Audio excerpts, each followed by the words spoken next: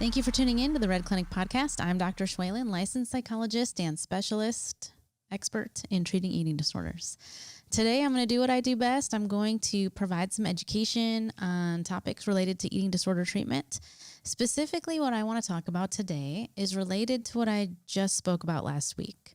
So last week, I talked a little bit about how to go to your child if you have some concerns and discuss concerns about maybe health problems or eating disorders specifically. And I talked a lot about just different communication approaches and utilizing assertive communication as the best approach when communicating any concern, but also concerns about an eating disorder to your child.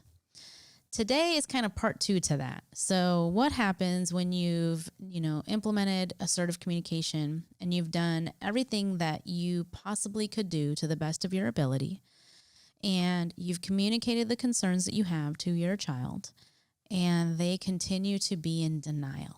Okay, so you told them what you were worried about, and their response was, I don't have a problem.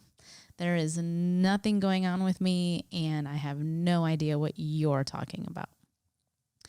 So as parents, we know that that can be a very common response to a lot of things that we might bring up to our child. And I want to talk specifically about what it means when we are dealing with somebody who likely has an eating disorder. So number one, I just want to put out there that with any mental health issue, including eating disorders, it is very likely that the person who is struggling with with that issue, right, really has no clue that they are being affected by anxiety or depression or an eating disorder. It's very normal for the person who's experiencing it to not even realize that it's something that's causing issues in their functioning or causing problems in their relationships. It's kind of this whole idea of the disorder or the symptoms of the disorder get to the point where it feels normal or it's kind of one and the same with the person, and they haven't been able to really step outside of that yet to understand, like, hey, this actually doesn't have to be this way.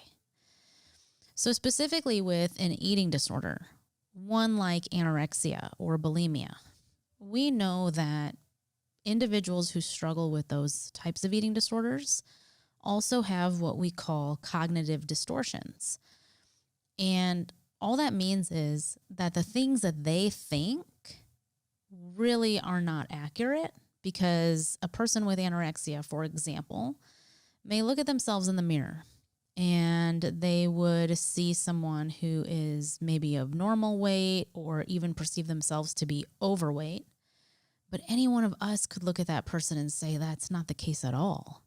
I mean, just from appearance, we can tell that that person's not of normal weight. They actually appear to be malnourished if they are, that underweight. But someone struggling with anorexia is really going to see themselves in a distorted manner. Those cognitive distortions are real. They're a real part of the disorder. And so if someone is that far along in the development process of their eating disorder, they truly could believe that nothing's wrong, even when everyone else around them understands that there's definitely something going on. So when a child, or anyone, even an adult, doesn't believe you or thinks you're crazy for even suggesting that there's a problem, it could potentially be because they truly do not see what you see. Like literally, they do not see what you see. Okay. So I do want to put that out there, that like instant denial, the conflict that might arise if you take a concern to someone who's truly struggling with an eating disorder. It may be very difficult for them to jump on board with you and say, yeah, I'm definitely struggling. Now, this is really different from someone who is in denial because they're trying to keep it a secret. Okay. Sometimes denial can be a symptom of the eating disorder, just based on everything I just said. And then other times denial can be because the eating disorder is very skilled in keeping itself private and secretive. And so if you go and confront someone who has a lot to hide, they're going to take that approach and be in denial and do everything they can to convince you that you really don't know what you're talking about.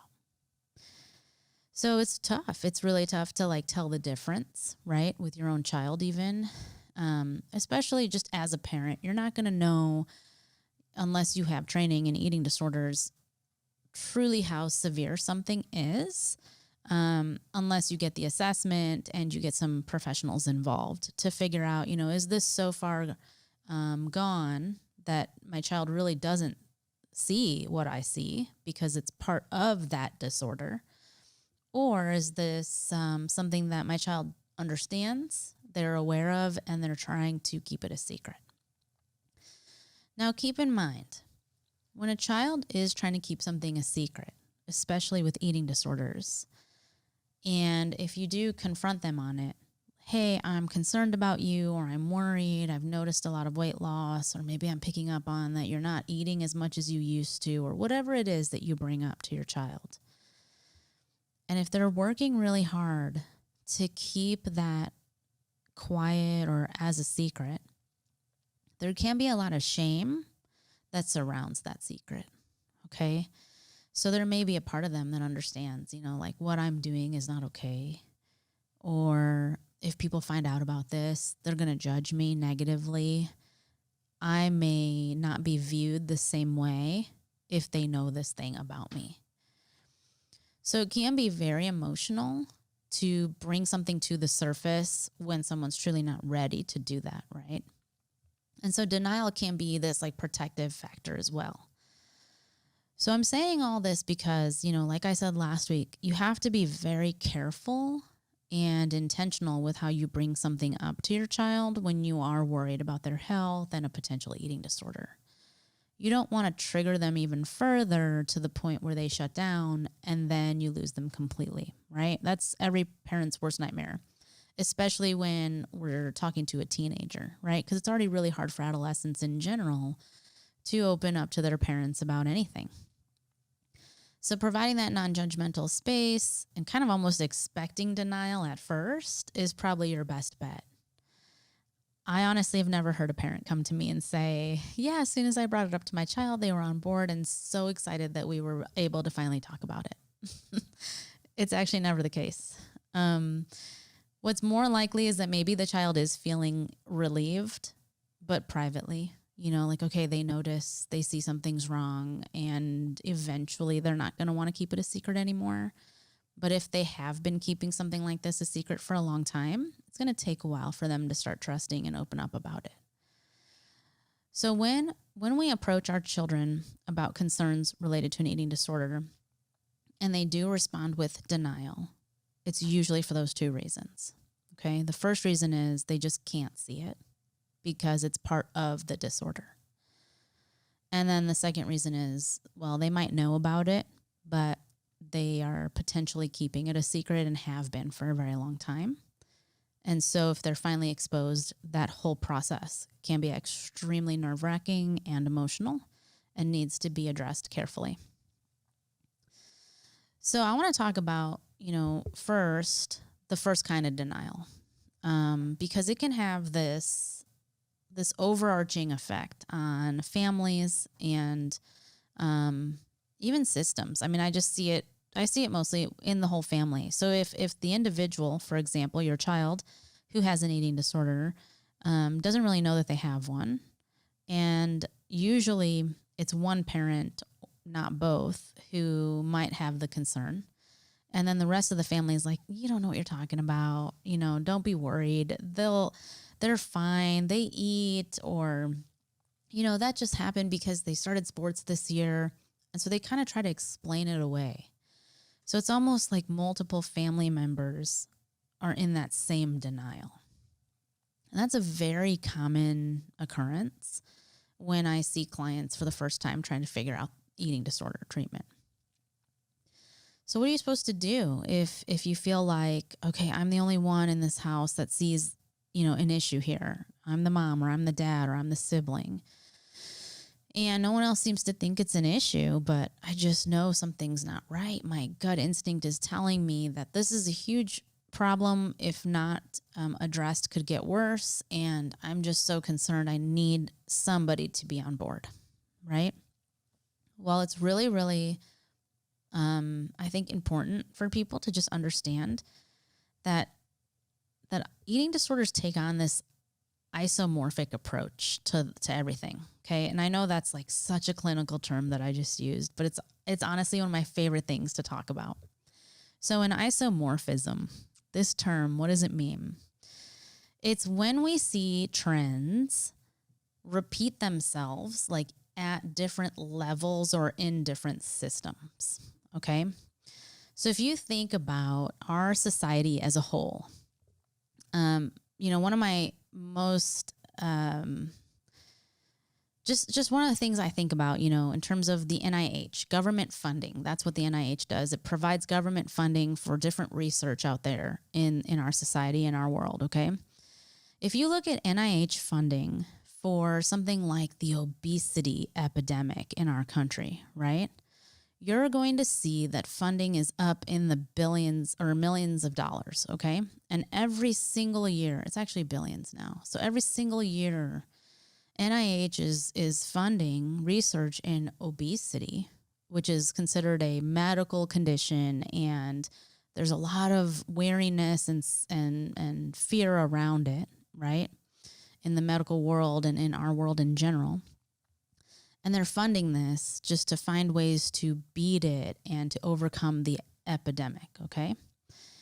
But then if you go and look at how much funding is being provided for something like anorexia research or bulimia research, eating disorders research, it's in the $30 million range, and it's like that every year. So we're talking about billions of dollars in difference of what is prioritized, if you want to call it that. What is considered more important from a funding perspective, okay? So we see that at that level, where maybe eating disorders are kind of brushed under the rug or they're not considered as serious.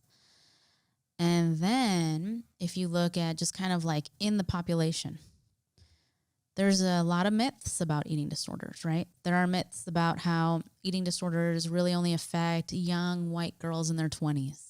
When we know actually that's not the case at all, that eating disorders don't discriminate, and they affect individuals of all ages and all different ethnicities and cultural groups and socioeconomic status. But if you think about it like that, those types of individuals are going to kind of keep it more of a secret. Hey, hush, hush, let's not talk about the eating disorder. Let's not let anyone know that this is a part of our family situation. So if a family does know about an eating disorder in the family, they may want to treat it that way. So in like the family system level, you can see that happening.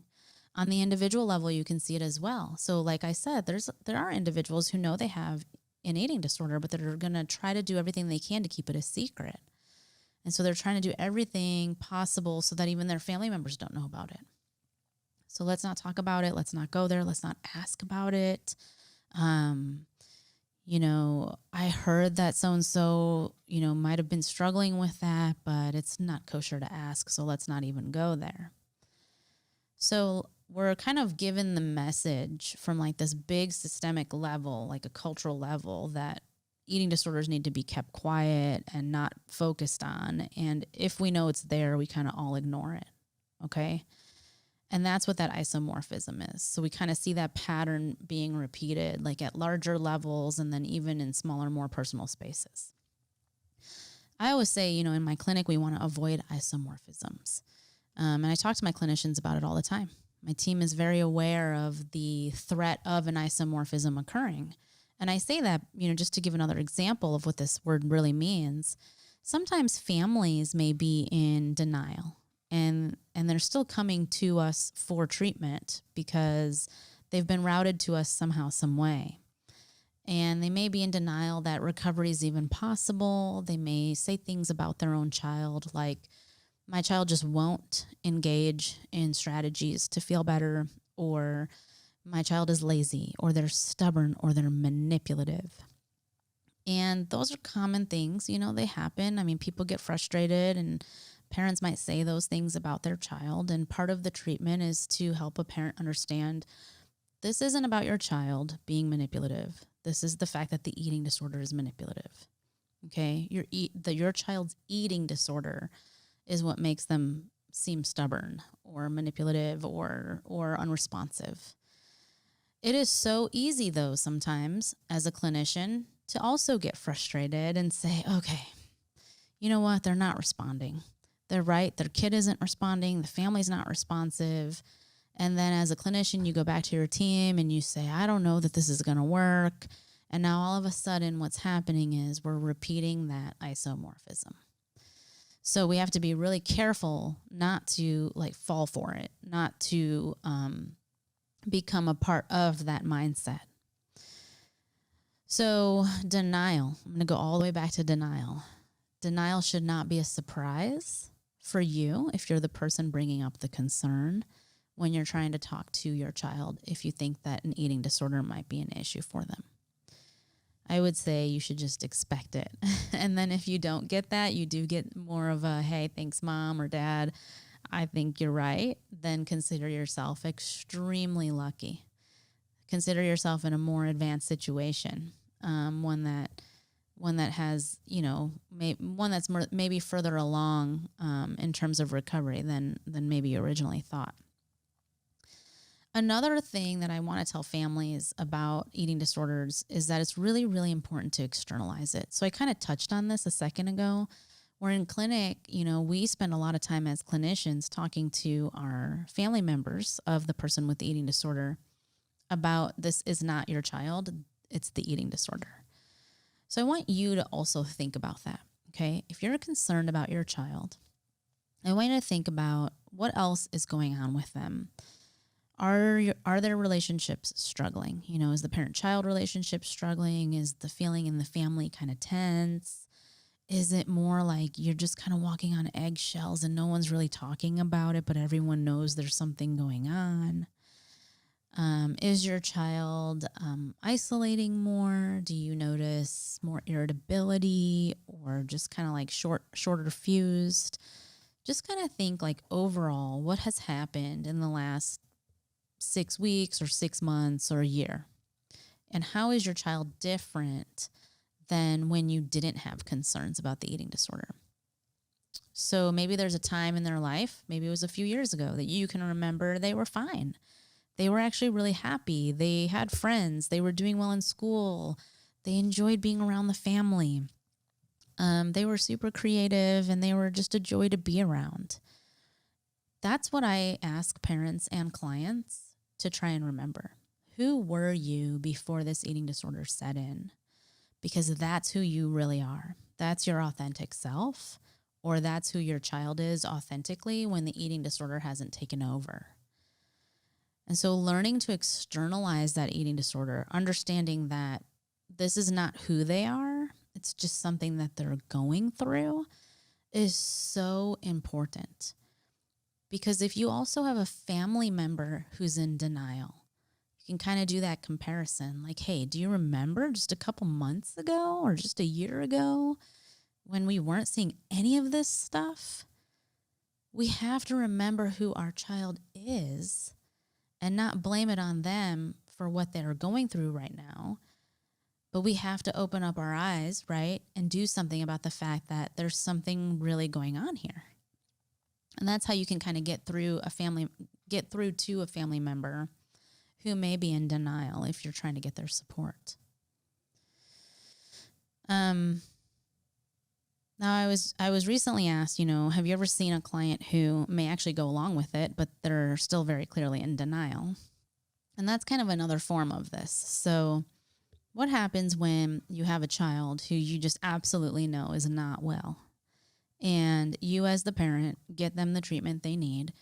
And the child is the type of personality that's going to check the boxes and do whatever you say, because maybe they're people pleasing, or maybe they're just really smart and they know, let me grin and bear it. Let me white knuckle through this process. And then as soon as they take their eyes off of me and they start feeling more relaxed, I'll just get right back to it. And that's exactly the kind of client that I'm used to working with, especially with kids. With kids, it's really hard sometimes because everyone around them may know that there's an issue, but they're not willing to see it yet. And so because they are kids, their parents are the ones who get them into treatment. They kind of throw their child into the situation of, okay, we're going to give you everything you need now, just get better.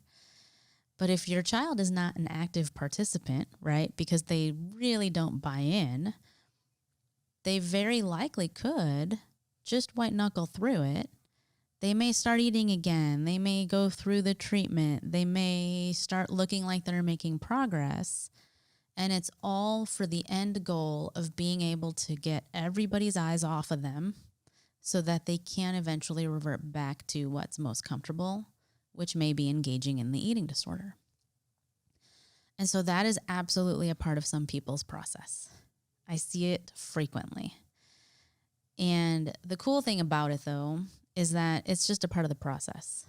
It's exposure to treatment. It's exposure to feeling what it feels like to be renourished. And it's tons and tons of opportunity for therapy and education for the family and for the individual who has the eating disorder. And so what we're doing is we're laying some groundwork. And what happens at that point is now they're in someone's care. There is a professional who's following them, or maybe a whole team of people that are working on their case.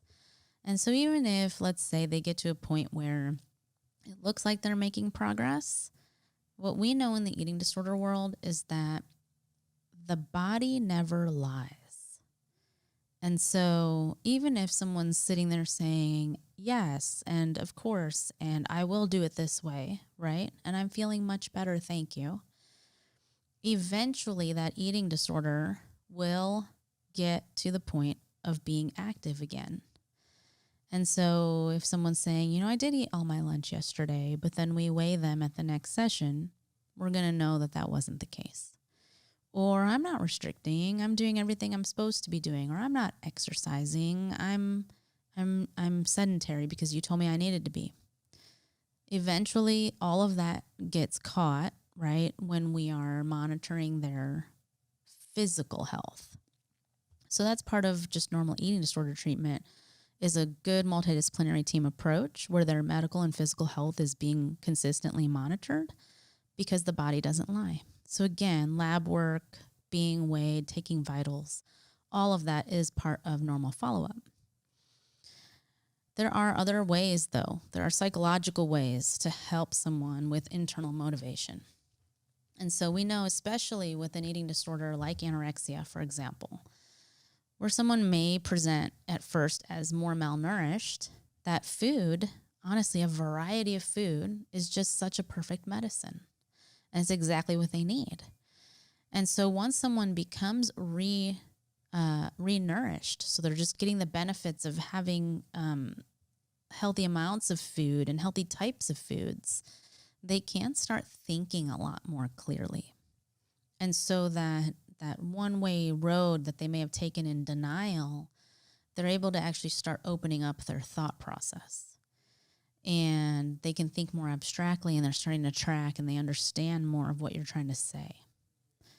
So eventually, after someone who has an eating disorder becomes nutritionally rehabilitated, and this is really for any kind of eating disorder. I mean, even with bulimia or atypical anorexia or binge eating disorder, as soon as someone is regularly eating, so I'm talking like 3 meals a day, several snacks a day, they're hydrated, they're doing it all within like the prescription of what a dietitian would provide. And this is a dietitian with very specific training in eating disorders, right?